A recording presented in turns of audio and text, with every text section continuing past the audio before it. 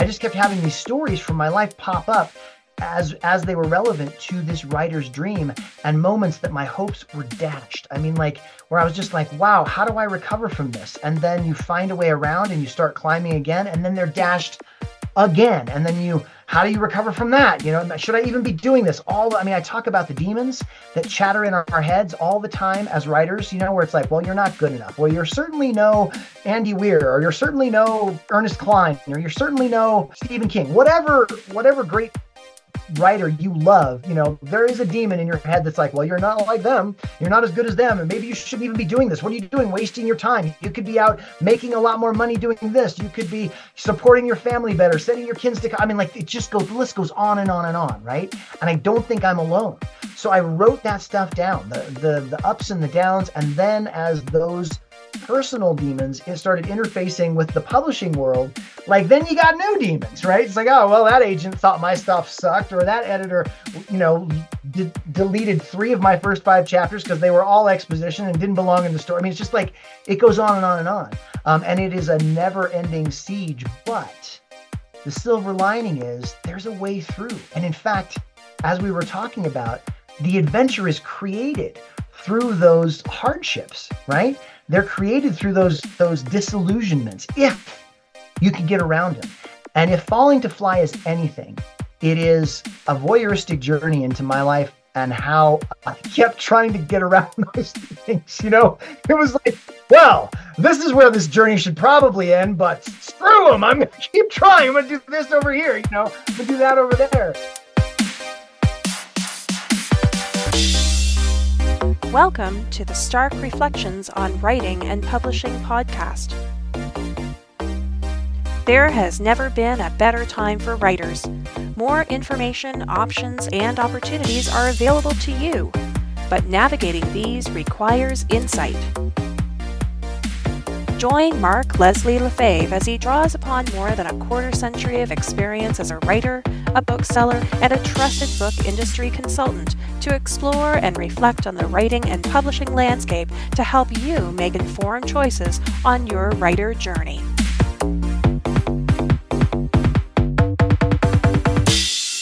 Hello, Reflectives, and welcome to episode 362 of the Stark Reflections podcast. This is your host, Mark Leslie Lefebvre. In today's episode, I have an interview with Todd Fahnestock. Todd is an award-winning #1 best-selling author of fantasy for all ages. And we talk about his writing journey in his latest book out in May of 2024, Falling to Fly, and how to keep the writing dream alive in a changing and challenging publishing world. Yes, this is an extra episode, a between-isode. I had a backlog of interviews, as I've mentioned in previous episodes, and I just wanted to get a few extra episodes out so it wasn't 3 to 4 months later after doing the interview. And because this one was a timely one, I thought I'd get this out because Falling to Fly just came out last week. So there is not going to be much of introduction in terms of personal update, etc., because I'm squeezing this extra one in. But I do want to say that this episode is sponsored by the patrons and the coffee buddies of the Stark Reflections podcast. And a huge shout out and a heartfelt thanks to all of my patrons and all of the folks who support me via Buy Me a Coffee. And there are links to those in the show notes over at starkreflections.ca. And again, love you guys so much. Thank you so much for your support. And let's roll the bumper and let's get right into this interview with Todd.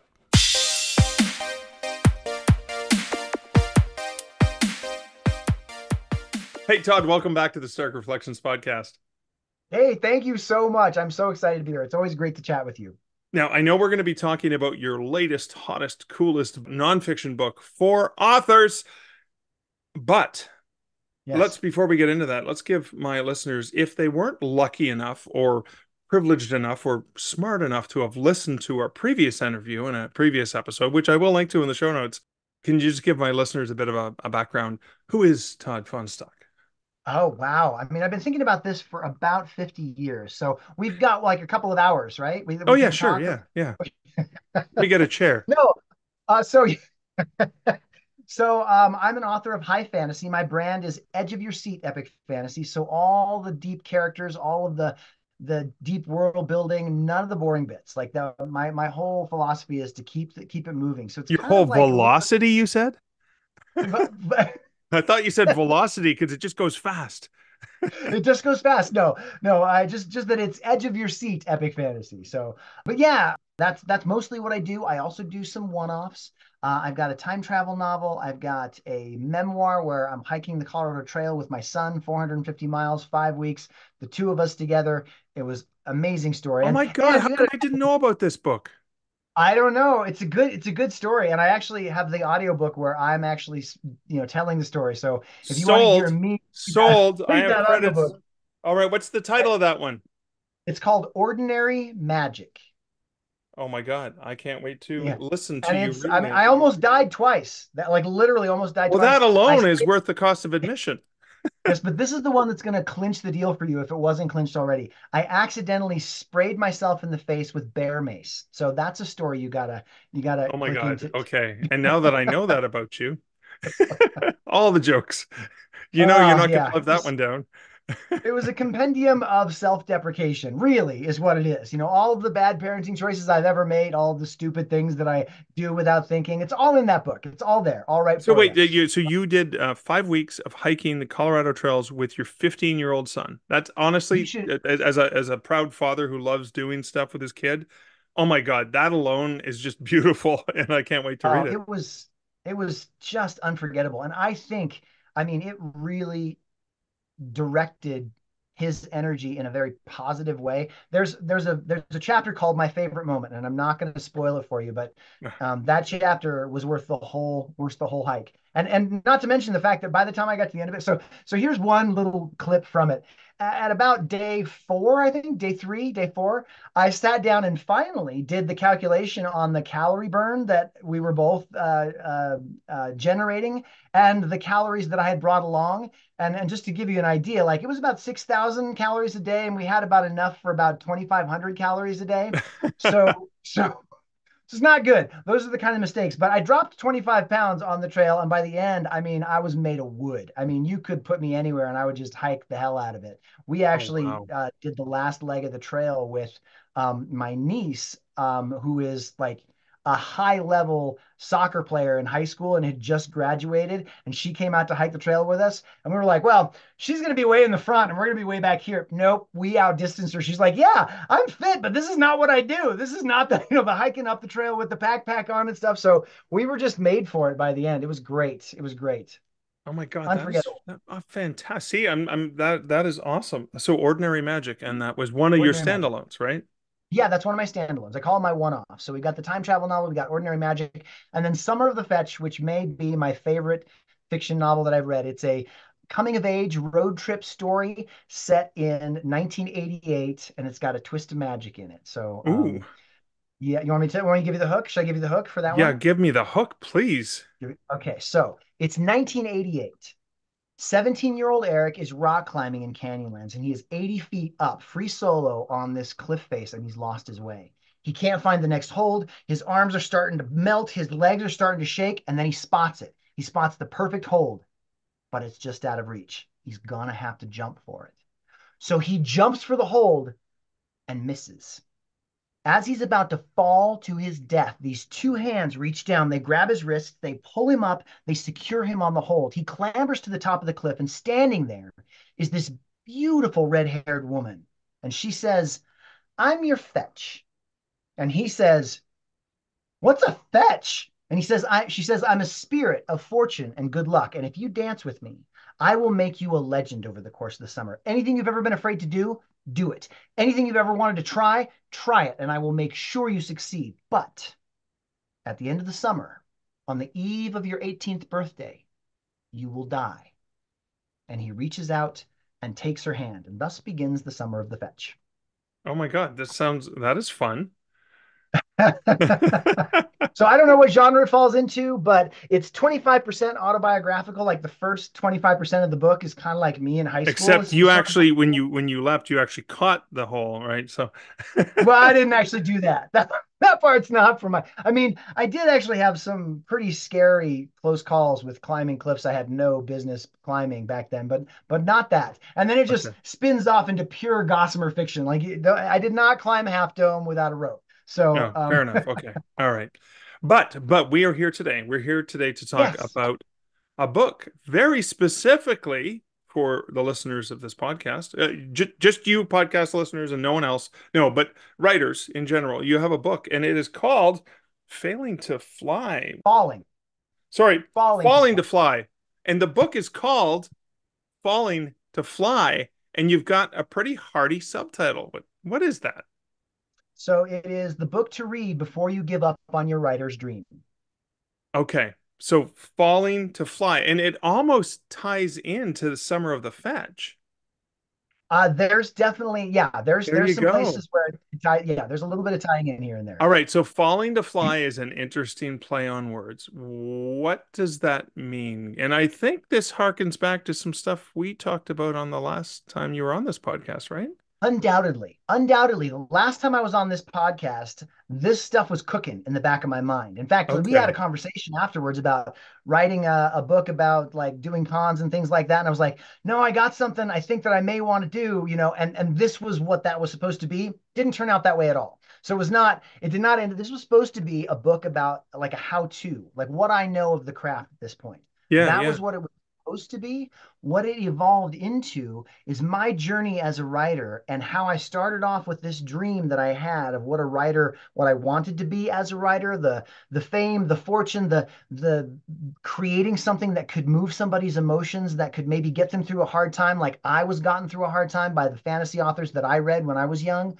Um, and how that dream evolved, all of my like good, bad, and ugly trips through the publishing industry, both trad and indie, all the things. I mean, like you called it failing to fly in the beginning. There's plenty of failure in this book. It is falling to fly. That's the name of the book. But this thing is just chock a block full of failure. In fact, I had some beta readers read it. And one of the things they said at the end is like, Todd, you've done actually a lot of things where you've succeeded. Why do you keep going back to these failures? I was like, I thought they would be more interesting for people. For people's like, well, you should put in a few of the places where you encourage us to, because you've leveled up here and there. And I was like, okay. So I went back in and I feathered those in. So they're there now. But the first iteration of it was, I just wanted to tell it like it is. I wanted to tell it like it happened to me and like I remembered it from the inception of the dream, the very beginning when I first dreamed of being a writer, to my big break where I got the big 3-book contract with the big agent Donald Moss, with the big publisher HarperCollins, and how that all evolved, and then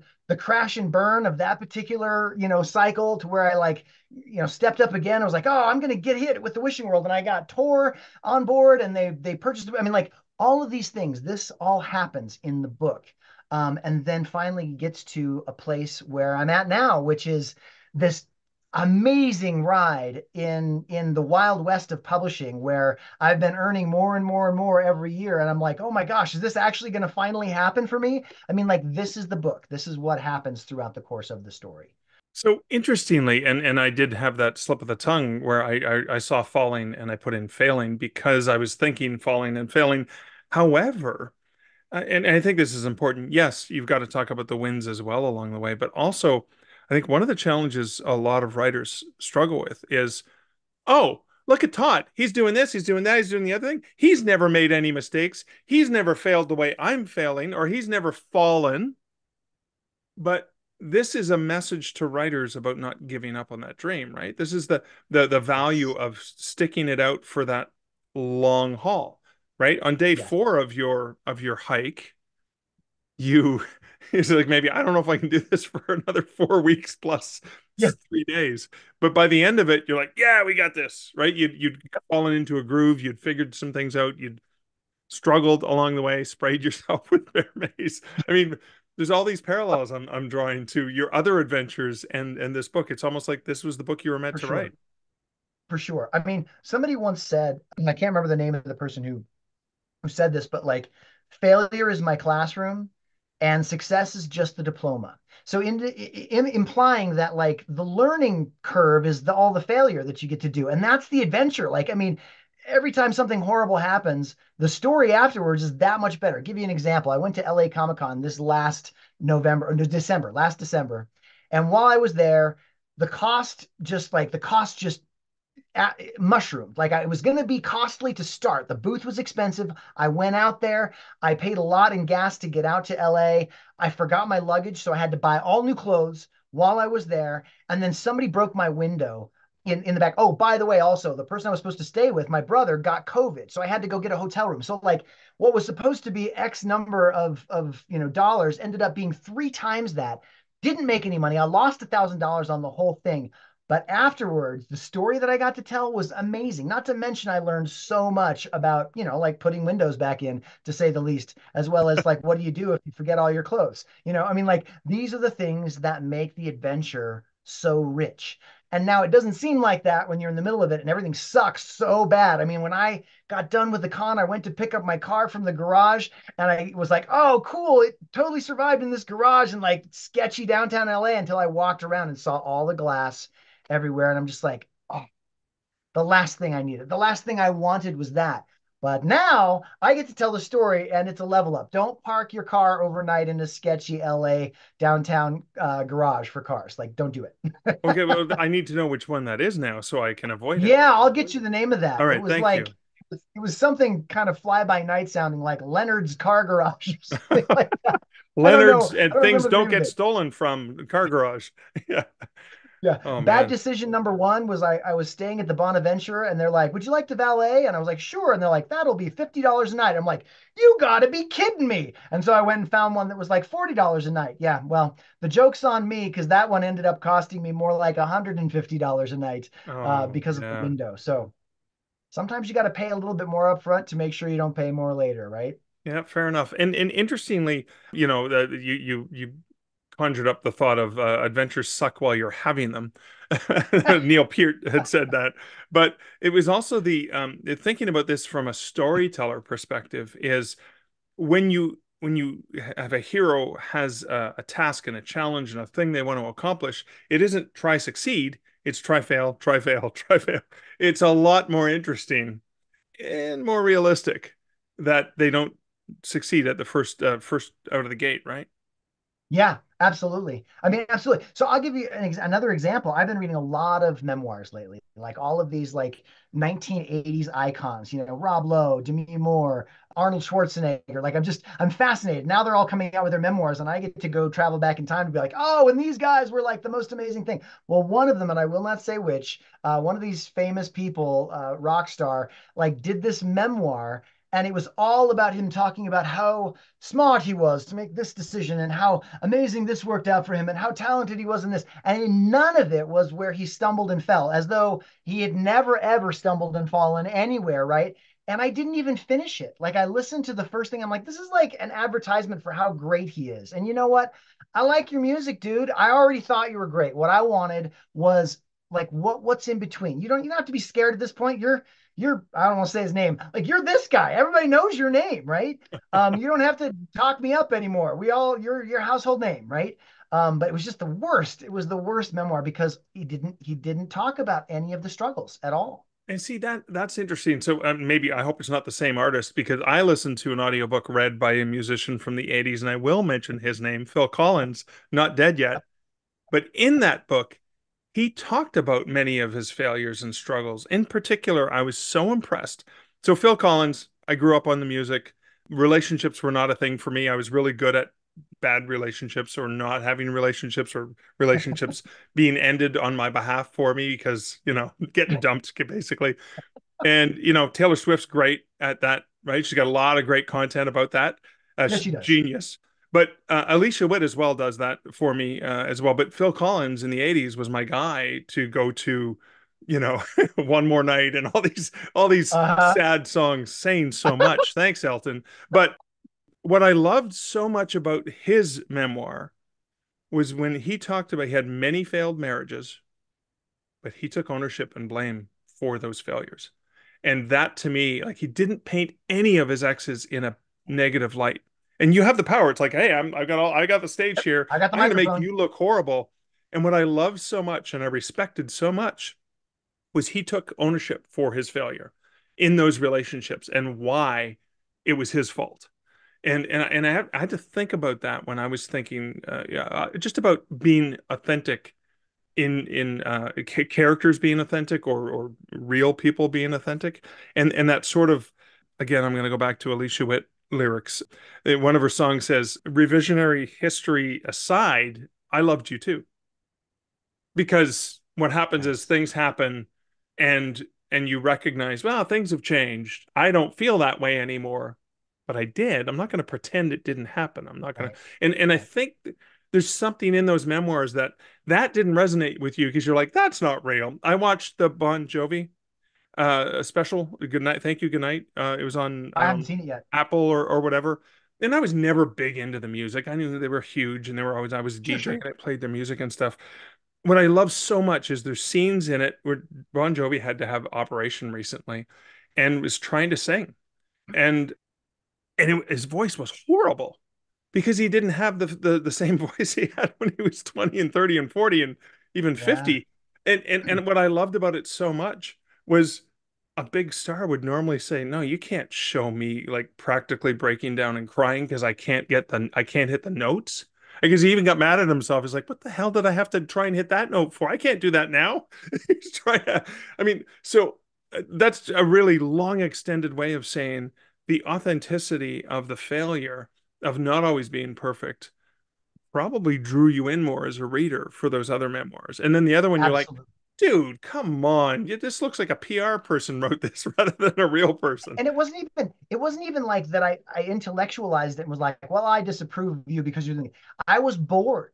I mean, it was an emotional reaction. It was like, I'm not identifying with this and I'm bored. It's like, yeah, I know all about those things. What I want is the stuff that's grittier, that's like, I mean, I think this, speaking of writing tools, one of the things that I have discovered recently is that is allowing those flaws, in fact, really pumping up those flaws in characters as well as in Right. myself if the story is about me.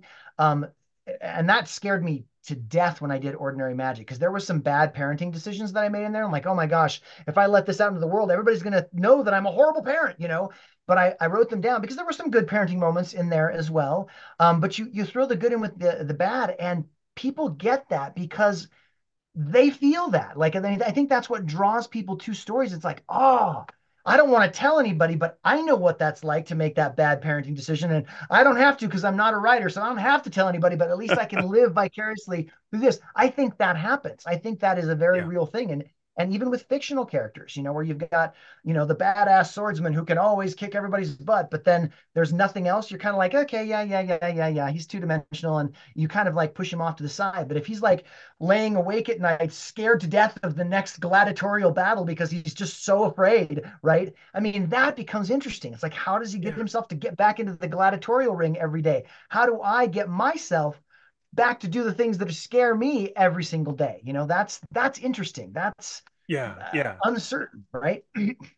I mean, I think of heroes like John McClane in Die Hard, and it was kind of like Yes, the everyman, right? And it was the guys like yes, he just fell into the situation, and because of who he is, he can't help but want to help people, but he'd rather be in Philadelphia, all things being yeah, the same, right? Like rather not be here. And there's that sort of, that it's like the situation is, I'm thrust into this situation and I'm going to do the best that I can, but I wouldn't come charging in into a situation like this for any reason. I think there's that yeah, that element of more the every person, or more like just as not larger than life, because people can go, oh yeah, me too, I'm scared of the dark, I'm scared of yep, heights, I'm scared of yeah. They can put yeah, themselves into that situation. yeah, Yeah, exactly. I think one of my most heroic moments ever was when I didn't want to do the thing. Like I'll tell you a story. So there was this, I lived in this old house and there was this bathtub that had just like a little teeny tiny hose to make the bath. And this was in college, there was no shower. So really, it literally took 45 minutes to fill this bathtub, and the hot water would run out. So you'd have to turn it on full blast hot water and then get in there at the right time when the cold water started coming in so that you could get actually a warm bath. So I turned this on full blast, hot water, scalding hot water. It fills up about a quarter of the way. And this neighbor of mine, this person who's also in this house that had an apartment, one of her kittens, her cat had just had kittens, had gotten into the bathroom, got up and slipped and fell into this scalding water. And I heard this weird yowling sound. I went running in. I was like, what is going on? And I saw the cat and I reached in to get the cat out and literally I yanked my hand back because it was so hot. It burned me just, and I was like, oh my God, that cat. So like I batted the cat out of the thing and it immediately took off and ran to hide. Right. And I called the animal control. I was like, what do I do? And they're like, okay, the cat is going to hate this, but you need to put a bunch of ice cubes in the sink, fill it with water and submerge that cat as fast as you can. And so I'm like, I don't want to do this. This is I don't want to be this guy. Like this is a horrible situation. But I found the cat, I pulled it out from under the bed where it had crawled. I went in, I filled this, and this cat is just like so panicking, right? Because it just got out of the water. And I like submerged it in the water, and the cat ended up living, by the way, just Oh so my you know. God. Okay, good. It Yeah, ended okay. up I was like, no. yeah, it had a long and happy life. It was the most affectionate cat you could possibly want, but it went through some serious, serious trauma Oh, in the I can beginning. only So, anyways, imagine though, because the that pain was and like, also the like you had to reduce the damage that was probably still going to keep happening, right? yeah, yes, that was the whole point. Yeah, we had to like slow the burn. I mean, it was already damaged. There's no question. The cat lost bits of its fur and that sort of thing. It all grew back. But the cat's name ended up being Misery. Like it hadn't been named yet. It was that young. So we named it Misery, and it was the most wonderful, Oh, loving, friendly cat for another I don't know how many years. I mean, I moved out before the cat's life span ended, but it was like that was that moment where I had screwed up. I hadn't closed the door or whatever. So it was kind of my fault that the cat fell in the first place, right? Even though I wasn't there and they weren't my cats or whatever. I mean, like I was the instigator of the bath, right? So yeah. one thing bad. Second thing, like I was doing my homework and sketching and I was going to go out on a date that night and it changed the whole landscape. I didn't want to do any of this, right? But I look back on that as one of the most heroic moments ever in my life because you just do, you roll with it. Like you said, you make your mistake, you get up, you try and do the next thing that's right. You try and do the next thing that's right. And you don't know how it's going to turn out. I mean, I thought that cat was dead, right? And yet in the end, it ended up being a happy story in the end, just because the cat went on to probably have as good a life as any other cat. Or maybe a better one because it appreciated life did that much more. It's right. It certainly seemed more affectionate from that point forward. Anyways, But the cat was a little bit averse to water after that because no cat. I I mean, don't think yeah, that's kind of built in. I think it was They're not reluctant to fans. approach the water bowl, probably, right? Okay, so I love these stories. So let's talk about the structure of the book. So Falling to Fly. So Yeah. what's the structure of the book and how is the way that like how did you approach putting this book together?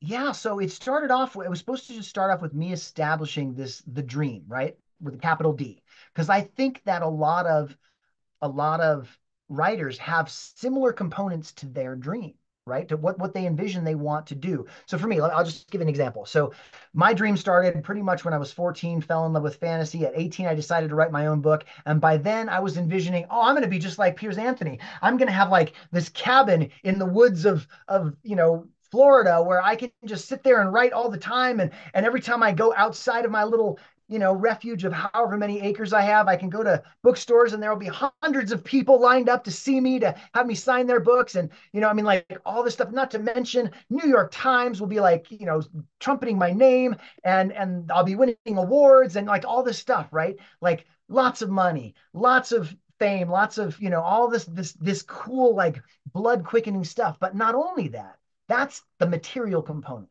The spiritual component was fantasy books saved my life. My parents divorced when I was 14, and instead of doing destructive things, drugs, vandalism like my brother did, or pumping iron and beating kids up at school like a friend of mine did, like these were all destructive paths from people who had parents who had divorced. And instead, I fell head over heels into fantasy. And I wanted to do that for somebody else. Like, what a gift that it was for me to be inspired to continue on and to realize that maybe there's a better place for me, right? And So that's the emotional, spiritual component of the dream, right? And just about every author, every writer I've talked to has some version of this dream. And as I mentioned to you earlier, I'm going to be doing interviews with some of these authors. I mean, I'll be interviewing Kevin J. Anderson. I'll be interviewing Matt Dinneman, Andy Peliquin. This is coming in the next few days where I'm going to interview them and I'm going to essentially ask them about their dream, right? And sort of just see where the similarities are, and just mostly because I'm interested. Like I want to Yeah. know what their dream is, their dream, and kind of compare it to what mine was. So that's how the book started, and it was just supposed to be that component. But I just kept having, as you've seen today, I just kept having these stories from my life pop up as they were relevant to this writer's dream, and moments that my hopes were dashed. I mean, like where I was just like, wow, how do I recover from this? And then you find a way around and you start climbing again, and then they're dashed again. And then how do you recover from that?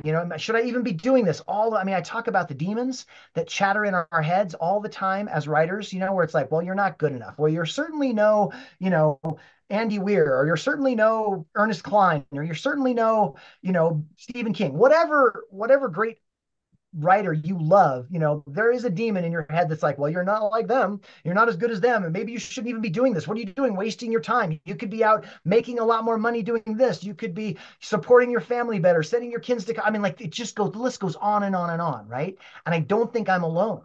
So I wrote that stuff down, the ups and the downs. And then as those personal demons, it started interfacing with the publishing world, like then you got new demons, right? It's like, oh, well, that agent thought my stuff sucked, or that editor, deleted 3 of my first 5 chapters because they were all exposition and didn't belong in the story. I mean, it's just like it goes on and on and on. And it is a never ending siege. But the silver lining is there's a way through. And in fact, as we were talking about, the adventure is created through those hardships, right? They're Yeah. created through those disillusionments, if you can get around them. And if Falling to Fly is anything, it is a voyeuristic journey into my life and how I kept trying to get around those things. It was like, well, this is where this journey should probably end, but screw them. I'm going to keep trying. I'm going to do this over here. I'm going to do that over there. There's a chapter called The Little Rebel. And the little rebel is this voice in my head. I talk about all the voices in my head, right? There's lots of them. As And you've I think named them that all, of course, right? and I named some of them, many of them. Some of them probably don't have names yet, but I think most writers have all those voices in their head. But the little rebel was born, at least the sound of his voice was born after this meeting I had with Gary Paulson. You know who Gary Paulson is? Yeah. He wrote Hatchet, he wrote Dog Song, he wrote a lot of kids books that were very, very well received. And if you haven't read Hatchet, all of you watching this, go read Hatchet. It's such a great book. It's like 35,000 words. It's a short book. It's really great.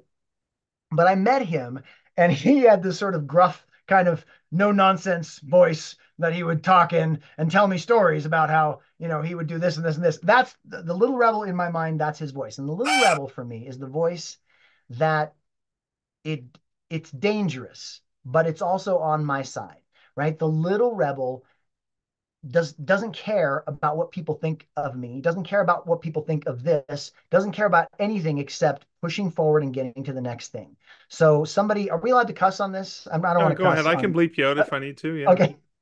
I just like to ask, but I mean, the little rebel requires profanity. That's just the way that he is, right? So if you get to this thing where it's like your best friend tells you, you know what, this stuff really sucks. The little rebel's like, fuck him. We're gonna do this anyways, and we're gonna move on, and we're gonna, write the next book. Or even if you yourself are like, oh, I just don't think I can get up and write today. It's like, screw that, you little sissy, get up and do your. I mean, he's the voice, he's the drill sergeant Yeah. in the back of your mind, and the ultimate protector against all comers who are trying to tell you to stop, trying to tell you your dream's not worthwhile, trying to tell you, like, he fights the demons in my head, he fights the naysayers out in the world. He is that one voice I can count on to not just give a rip about anything except the important thing, capital I, capital T, the important thing, that you're going after. That's his job. That's all he does. And like I said, he's dangerous. He has pissed off my wife more than a few times, and probably my friends as well, where he just will come up at sort of random times, and I'll be like,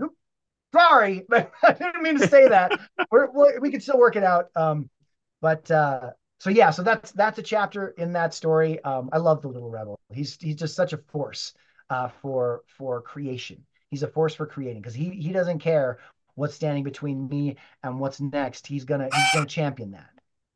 Do you have a name for the voice, that the imposter syndrome voice? Uh, yeah, well, they're the demons, right? I don't name them because I don't want to give them any more power than they already have. Okay, But fair enough. Yeah. Okay. they do have faces, but like there's a whole pantheon of them at this point. I mean, like some of them are two of my friends from college that were very literary, and so they would always be like, "Well, you don't want to turn this in, and you don't want to turn that. It's not literary enough." They're like the little evil demon sitting on my shoulder, like, and the little rebel's like, fuck them, just turn in your thing, turn in the epic fantasy thing that you want. Um, yeah, so there, it's a melee in there. Oh, awesome. So when I think about the title, I reflect on the idea of so falling to fly is it's daring to fall one more time, right? Because every single time you fall, it's that old adage of it's the people who made it, the ones who got up one more time. If they hadn't have gotten One up more that one time. more time, it wouldn't have happened, right? Yeah. Unfortunately, it's a lot of one more times, right? I mean, that's Oh yeah, that's yeah. the It's a lifetime discouraging of part. one more times, but there's Yeah. a lesson there, isn't it? I mean, you had this dream when you were 14. You didn't give up no matter how much the world crapped on you, no matter how much you got kicked in the face, kicked between the legs, kicked down, kicked aside, stepped on. You're like, I guess that the little rebel was one of those voices that helped you. Was there anything else that kind of helped you along the way? Well, I mean, so the book starts with a nightmare, and that's the very first line of the book. It's like my writing career began with a nightmare, and I think the entire book follows the structure of this nightmare. I'll tell you about the nightmare. So, I'm standing on this promontory, okay, and I mean, it's like so it's this cliff, this sort of flat. So okay, so you've seen Lord of the Rings, right? Where the Yeah. white tree was, where Denethor runs and jumps off, looks just like that, right? Okay. Except All right. imagine Okay. sandstone, imagine Southwest instead of Middle Earth. That it looks a lot like that, where it like connects to a mountain, and there's this safe little path that goes around the mountain if you can just get to it. But however, here's what happens, right? So I'm standing on this promontory, and I have this sense of vertigo and like, whoa, I need to get off this place. And I turn around and I try and get back to the mountain where the safe little path is. And I run into an invisible wall. There's an invisible barrier that's keeping me to getting over there. I'm like, oh my gosh, how do I get around this? And then the wall starts moving. It starts pushing me toward the edge. And I'm fighting and I'm kicking and I'm screaming. And then eventually it pushes me and I fall. And I fall and I fall and I fall and I fall and I wake up, right? So this is my recurring nightmare when I'm a kid. And it happened right about the time my parents were getting divorced, right? So no, I don't have to dig too deep into Freudian analysis to realize what the dream meant, right? Like, Right. Right. like uncertainty was coming for me and I couldn't get to the safety of the mountain, right? So this happens over and over and over and over again. I try to claw my way through the barrier. I try to climb over the barrier or try to get around the barrier. Nothing works. And inevitably it just pushes me off and I fall. Well, at a certain point, this is where the little rebel was born. And he didn't get his voice yet. He didn't have Gary Paulson's voice yet, but he was born in this moment where I wake to this dream and I'm like, I'm so tired of this dream where I can't stop this from happening. And so I run up to the wall until I hit it. I turn around and then I run toward the promontory as fast as I can. I'm like, I can't stop this thing from pushing me off, but I can sure deny it the pleasure of doing it, right? So I go and I leap off the promontory and I'm like, I don't know what the hell I'm doing. And I'm screaming, right? Part rage, part fear. And as I'm falling, I see this line of telephone wire. And I'm like, well, I never saw that before. And I'm like, hey, if I can reach that telephone wire, maybe I can do like a Looney Tunes character, boing, and like jump off it, right? So that's what happens. I like hit the telephone wire and I boing up into the air, and now I'm falling again. But there's a house. I'm like, wow, if I can hit the slope of that roof on the house, maybe I can like skid and then kind of do like a fall guy jump off the house, right? And so I do that, and now I'm 25 feet in the air. I'm like, oh, I need something, and there's of course a dilapidated old couch by the side of the house that I land on, and then I'm on the ground. And then I look behind me, I'm like, mother, I'm just like, you know, up yours, promontory, cliff, I got you. I got to the ground and I didn't fall and I didn't die. And the dream came two more times. And each time I did the same thing: jump, telephone wires, house, couch, ground, jump, telephone wires, house, couch, ground. And then I never had that dream again. And the very next night, I was standing in this open field and I knew the cliff was behind me. And in the dream, I was able to make myself rise and float and then fly. And I could take off and fly in my dreams. And I flew in my dreams for years. I don't have flying dreams anymore, interestingly enough. But for years, I could make myself fly in these dreams. And the morning after I had my first flying dream, I started writing my first book. So that's where the title comes from. But there's a lot, like the cycle of me in the publishing industry goes a lot like that dream. So that's kind of it. You asked me what the structure of the book is. It's a lot like that. Oh my God, I love that. I love also the element of that dream and your writing career is that you were gonna deny the invisible wall the pleasure of pushing you. You're like, no, no, no, I'm taking charge here, bucko. And Yep. and that's when things changed. When Yes. you refuse to be pushed anymore Yeah. and you're like, no, I'm gonna take and because you launched yourself into the abyss, those other things you didn't see before because you were so Right. occupied with what was pushing you. I love that. There's just so much in that, and it almost feels like that's a really great way to end the interview, only because it entices people to want to pick this up. So Todd, where can people find out more about you, and more importantly, where can they find Falling to Fly? Yeah, well, technically the launch is tomorrow. And like I said, I'm going to be doing a lot of promotional interviews for it, but it's live right now. So if you want to be one of those, get it before anybody else, you can get it off my website. You can get it off of Amazon. You can buy it anywhere right now. It's live. You can get the ebook. The audiobook will be out probably this week. We're mastering it right now, but I got the whole thing recorded in Do my you read the voice. audiobook? I do.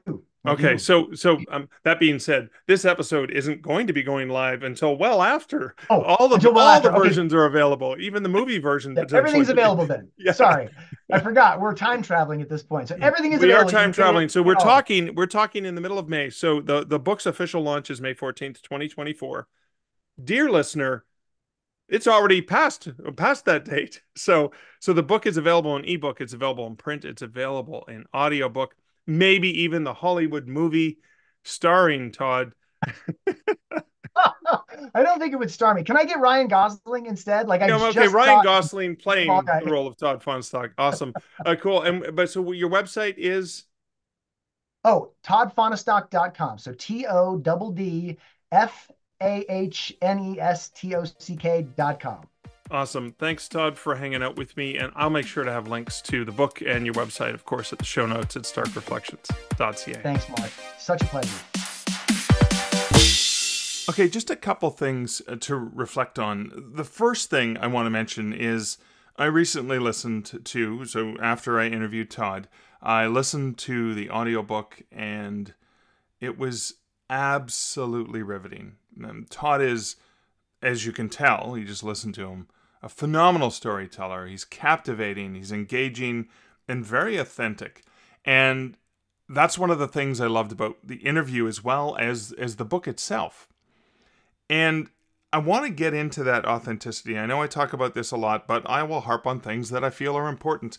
And I think there's something really special about that. And it's intriguing. Like, so Todd is a number one best-selling fantasy author who's actually reached his goal of the earnings from making money, a lot of them doing in-person sales. And so I have the previous episode of the podcast, episode 340 actually, which was actually, it was the first week of January. So January 1st, 2024. That episode's entitled Personality, Passion, Presentation, and Persistence with Todd Fahnestock. And I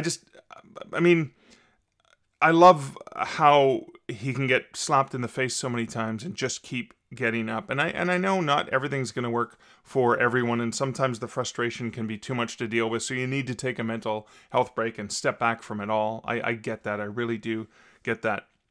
And I wanted to reflect a little bit on, when you talked about the first readers that he had that said, you talk about all your failures. And he's like, yeah, but that's more interesting. It's more interesting to see my failures. And they wanted to have a little bit of positivity in there. And that's why I always try, even though, stark reflections, I want to look at the stark reality of publishing, but I still always try to take an optimistic viewpoint of the writing life. So I guess I like the fact, and Failing to Fly, honestly, it's a relatively short and quick read. I listened to it because I was doing a lot of long walks recently as I'm trying to get back into the shape I need to be in. And it was really great. It was motivating. I wanted to keep walking. And when I get to the destination, I want to just keep listening to Todd. I love the fact that it was read by him because that it just brought his personality forth even more. This is a book I know I'm probably going to be purchasing copies of and giving it to people because I was like, no, you don't give up. You are an amazing writer, and the world needs you, and the world needs your stories. And I think Todd's perspective can help you. So I often, on this podcast, will reference James Artemis Owen, who is an amazing writer and artist and speaker. And he really knows how to stand behind authors and prop them up and motivate them. And Todd, stands beside James in terms of how much he inspires me. And again, I did meet them both at Superstars Writing Seminars in Colorado Springs over the years. And I'm so lucky to have both of these amazing and captivating people in my lives. Now, Todd did mention this is sort of the last thing. It's not a reflection. It's just an update for my patrons, actually. Todd mentioned doing a bunch of interviews with people about their writing dream. And we did a brief interview via Facebook, YouTube, etc. Last week, I think it was. He did a whole bunch of great ones. But what I thought I'd do is I would extract the audio for my patrons. So if you want to hear Todd interview me about my writing dream, it's going to be a relatively short episode, and that'll be coming out in the feed for Patreon only listeners. So have a look, have a listen, have a peek for that. That's coming out very soon. And again, a huge thank you to all of my supporters and, of course, all of my listeners of this podcast. So that is it. That is it for this extra episode of the podcast. I hope you were as inspired by Todd as I am. And I hope you enjoyed the interview. I hope you enjoyed the reflections. So normally I say until next week and next episode. And so until, 2 days from now and the next episode 363, as I slowly get caught up on the backlog of interviews so I can bring them out a little bit closer to when I'm interviewing these awesome people. This is, as always, Mark Leslie Lefebvre, wishing you, dear listener, great writing and good Stark Reflections. Thank you for listening to the Stark Reflections podcast. You can find show notes for each episode at starkreflections.ca.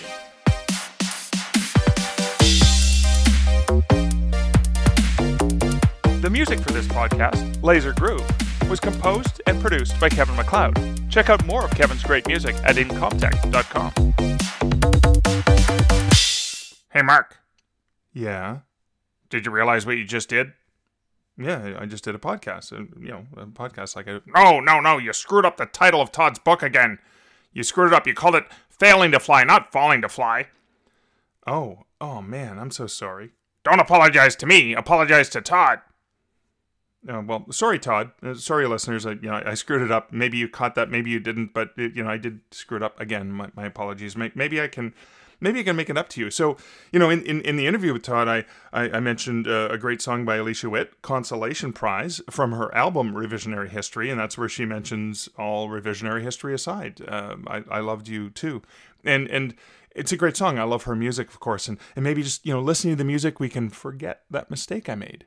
Yeah, that's a little revisionary history of myself.